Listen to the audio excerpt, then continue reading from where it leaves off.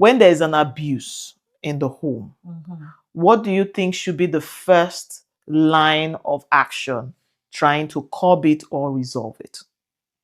Should it be family? Should it be external, getting a professional, or otherwise? Maybe because, I don't know, I think it's the family. No, because when you are dating a man or a woman, you should identify. You don't have to go back to the man and say, oh, who is that person you respect? Who is that person you regard so much that can always talk to you when things go out of hand? You don't have to ask that question.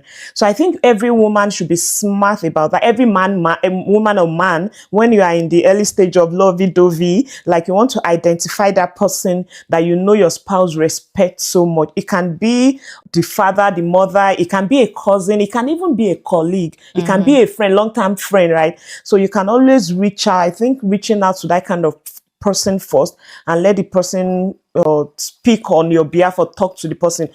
I think looking at issues in marriage generally, my point boils down to family interference, like your extended families.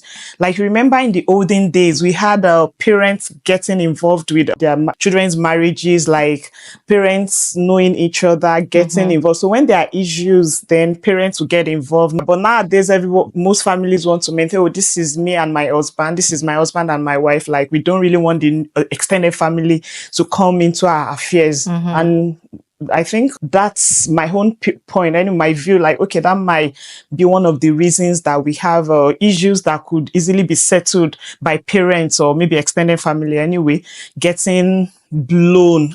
Back in the day, families would come and mediate, but the mediation was one-sided oftentimes. At least from where I was from, it was one-sided. The woman always had to, take the high road or stoop to conquer. And then the man was given a free pass. And so our mothers, I think, really kind of swallowed the bitter pill because for the greater good, but women of nowadays, they don't want to take exactly, so I know that sometimes it will seem as if we say domestic violence is gender specific. It's not really, because I've seen incidences where the women were the ones suffering. But we should also understand that domestic violence wasn't always a physical altercation. So a lot of our mothers suffered verbal abuse, emotional abuse, but for the greater good, they just, roll with the dice or try to swallow it. Join us on Open Table. Open Table.